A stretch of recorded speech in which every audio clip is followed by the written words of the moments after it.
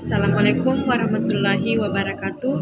Puji syukur kita panjatkan kehadirat Allah Subhanahu wa Ta'ala atas limpahan rahmat dan karunia-Nya.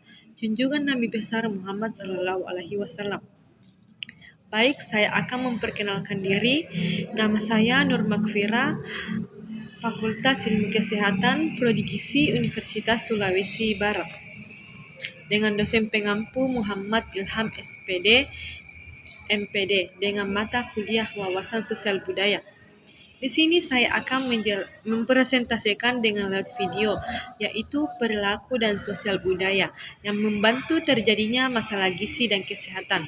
Nah, yang pertama yaitu pengertian. Pengertian perilaku menurut ahli psikologi, perilaku adalah kegiatan-kegiatan manusia atau makhluk hidup lainnya yang dapat dilihat secara langsung atau untuk melihatnya diperlakukan. Bantuan peralatan atau teknologi khusus. Sosial budaya salah satunya. Faktor yang berpengaruh terhadap terjadinya masalah gizi karena dapat menimbulkan perilaku negatif terhadap kebiasaan makan. Contohnya adalah pola atau kebiasaan makan yang kebarat-baratan akibat derasnya informasi yang didapatkan. Menimbulkan masalah kesehatan seperti kesehatan penyakit jantung, diabetes mellitus, dan hipertensi seperti yang ada di gambar di bawah ini. Faktor yang mempengaruhi perilaku makan ada dua, yaitu budaya dan fisik. Yaitu faktor budaya, status sosial makanan, khusus perayaan, etika. Faktor fisik, produksi, penyimpanan, pengawet, distribusi, pengolahan bahan makanan. Contoh faktor budaya atau pola kebiasaan makan yaitu yang pertama, status sosial biasanya semakin tinggi. Status sosial atau status ekonomi seseorang semakin banyak. Jumlah makanan dan jenis makanan yang didapatkan atau lebih mudah untuk mendapatkan makanan. Yang kedua yaitu khusus pada masyarakat tertentu di daerah tertentu. Memiliki ciri khas untuk mengonsumsi dan mengelola suatu makanan. Yang ketiga, perayaan. Pada setiap perayaan di kebudayaan tertentu atau adat istiadat pasti memiliki makanan yang ada. Hanya perayaan itu berlangsung. Yang keempat, etika. Kebudayaan tertentu masih terdapat kepercayaan tentang apa yang boleh dimakan atau yang tidak boleh dimakan. Contoh faktor fisik atau pola kebiasaan makan. Yang pertama, produksi itu lebih mengenai ketersediaan makanan yang bagaimana bahan makanan diproduksi, penyimpanan bahan makanan, pengawetan, makan distribusi, pengolahan dan bahan makanan.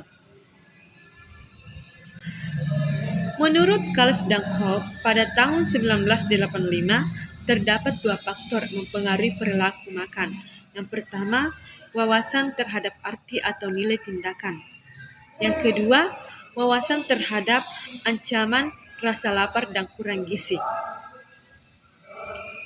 Selanjutnya, wawasan terhadap arti atau nilai tindakan yaitu berkaitan dengan masalah ekonomi serta pengalaman-pengalaman yang telah diperoleh. Pada masyarakat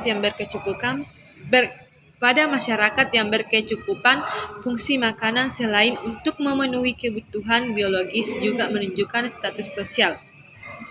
Masyarakat yang bisa mendapatkan pelayanan masyarakat umumnya memiliki wawasan mengenai kesehatan dan gizi lebih baik. Nah, ada juga faktor yang mempengaruhi rasa lapar dan kurang gizi. Semua ini akan mencakup pada perilaku konsumsi makanan atau gizi nantinya. Yang pertama, umur, jenis kelamin, suku atau golongan etnik. Yang kedua, pendidikan, pekerjaan, pendapat, tempat tinggal, informasi yang tersedia. Yang ketiga, wawasan terhadap ancaman rasa lapar dan kurang gizi. Pentingnya pangan dan gizi. Kemudian ada alur dalam upaya peningkatan status gizi Intervensi dan kebijakan yang baik itu bisa berupa pelayanan, kesehatan yang baik, kemudian ada kebijakan yang baik. Kebijakan ini biasanya pemerintah. Jika pemerintah memiliki kebijakan yang baik terkait dengan kesehatan dan intervensi yang kedua, baik pula dan itu akan menciptakan perilaku makanan positif pada masyarakat perilaku.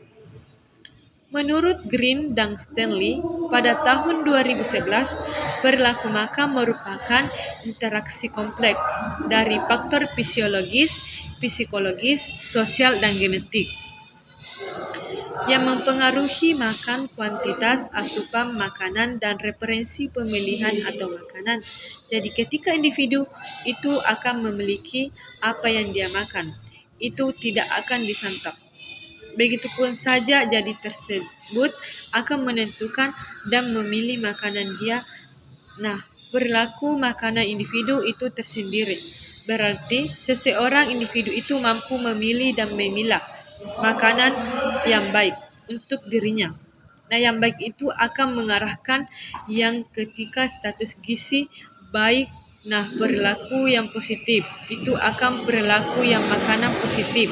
Pada masyarakat itu akan menghasilkan gizi yang baik pada masyarakat. Jadi, jika semua masyarakat itu memiliki perilaku makanan positif, kemudian juga dilakukan secara rutin, itu akan menghasilkan status gizi yang baik itu pada masyarakat. Nah, ada juga faktor yang mempengaruhi wawasan tindakan yang tepat ada 3. Yang pertama, pengalaman menerima pelayanan gizi atau kesehatan atau KB masa lalu. Yang kedua, wawasan keberhasilan tindakan. Yang ketiga, wawasan terhadap arti atau nilai tindakan. Perilaku konsumsi atau makanan gizi. Adapun bagan yang dicetuskan pada Grimm pada tahun 1985 dari bagan ini kita bisa lihat bahwa ada beberapa aspek yaitu unsur intervensi, fungsi dampak keluaran. Unsur itu sendiri ada 3 macam yaitu organisasi saluran, lingkungan kebijakan, fungsi mendorong meningkatkan, perilaku melindungi dan memperkuat dan dampak pembangunan biologi atau adaptasi pengembangan dan perubahan pengembangan lingkungan dan kondusif. Sekian dan terima kasih. Itulah tadi penjelasan dari PPT saya. Baik dan kurangnya, sekian dan terima kasih. Wassalamualaikum warahmatullahi wabarakatuh.